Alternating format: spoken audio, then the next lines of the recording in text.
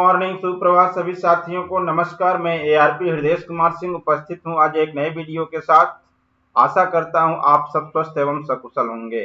साथियों, आज के इस वीडियो में हम चर्चा करेंगे निपुण भारत मिशन अंतर्गत संशोधित निपुण लक्ष्य एवं सूची के बारे में। आप सबसे अनुरोध है, वीडियो अच्छा लगे तो प्लीज वीडियो को लाइक, शेयर एवं चैनल को सब्सक्राइब कर मेरा उत्साहवर्धन अवश्य करिएगा। साथियों, समय ज्यादा न लेते हुए चलिए वीडियो को स्टार्ट करते हैं और देखते हैं कि निपुण लक्ष्य में क्या क्या संशोधन किया गया है और निपुण लक्ष्य की जो सूची है, जो प्रमुख दक्षताएं हैं, उनमें कौन कौन से बदलाव किए गए हैं। निपुण लक्ष्य हेतु संशोधन। निपुण भारत मिशन संशोधित लक्ष्य के संबंध में दिशा निर्देश जो दिया गया है साथियों परियोजना कार्यालय की तरफ से, उनमें जो प्रमुख बिंदु निर्धारित किए गए हैं आप देख पा रहे होंगे। ये 6 पॉइंट्स निकल के आए हैं साथियों। पहला बिंदु जो है, विद्यार्थियों को निपुण घोषित करने हेतु निपुण लक्ष्य में संशोधन किया गया है।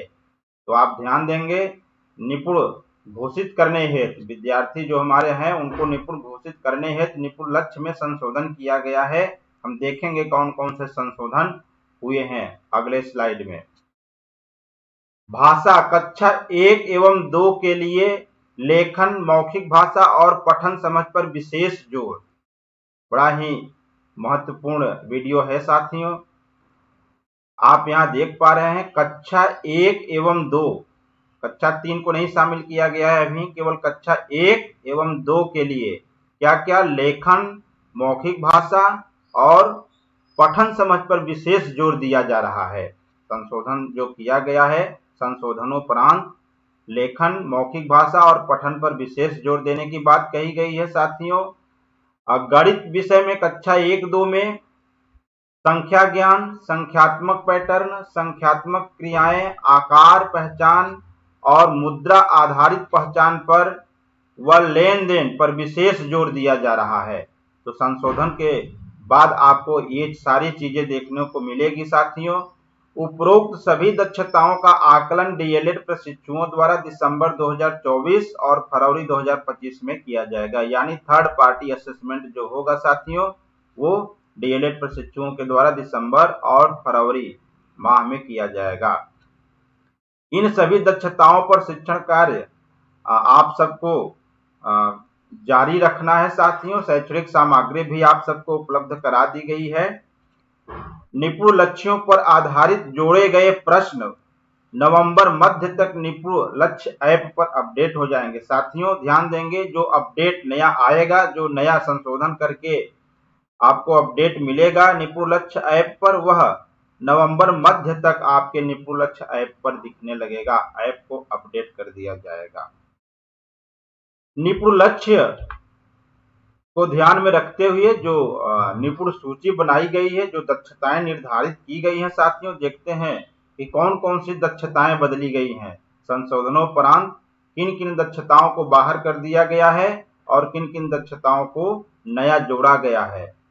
तो आप देख पा रहे हैं, ये कक्षा 1 का है साथियों। आयु वर्ग जो है 6 से 7 वर्ष।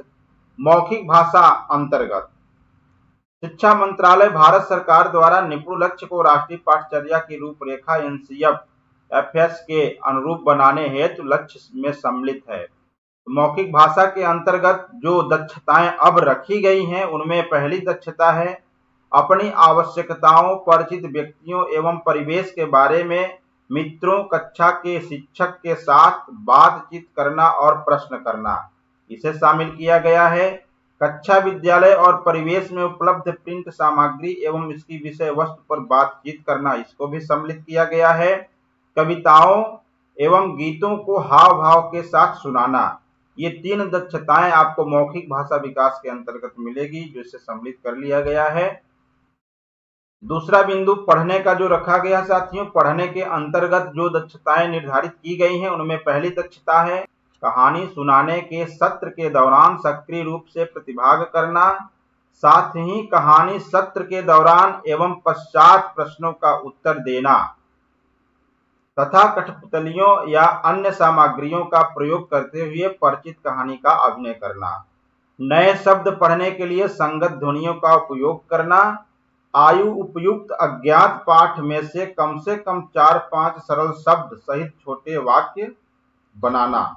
तो आप देख पा रहे हैं आयु संगत, उनके आयु संगत कोई भी अज्ञात पाठ हो उसमें से कम 4-5 सरल शब्द सहित छोटे छोटे वाक्य पढ़ना, इसे भी शामिल किया गया है।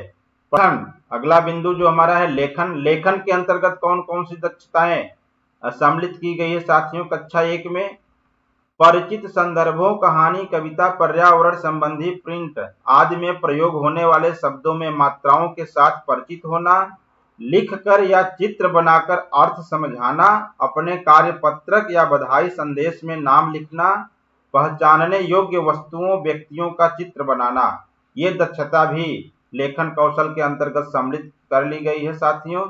शुद्ध वर्तनी युक्त शब्दों के लेखन के साथ साथ ध्वनि संकेतों का प्रयोग करना, समझ के साथ 2 से 3 वाक्य लिखना, तो ये लेखन कौशल के अंतर्गत जो ये दक्षताएं रखी गई हैं साथियों संशोधनों परांत।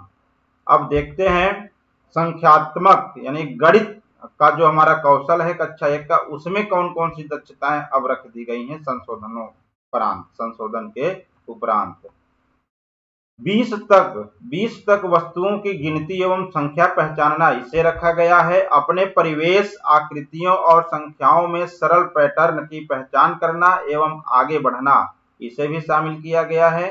दैनिक जीवन की स्थितियों में 9 तक संख्याओं के जोड़ और घटाव का उपयोग करना, जिसका योग 20 से अधिक ना हो, इसे शामिल किया गया है। अपने परिवेश में 3D आकृतियों, ठोस आकृतियों के भौतिक गुणों का अवलोकन और वर्णन करना, जैसे गोल, समतल, सतह, कोनों और किनारों की संख्या आदि, इसे भी शामिल किया गया है साथियों।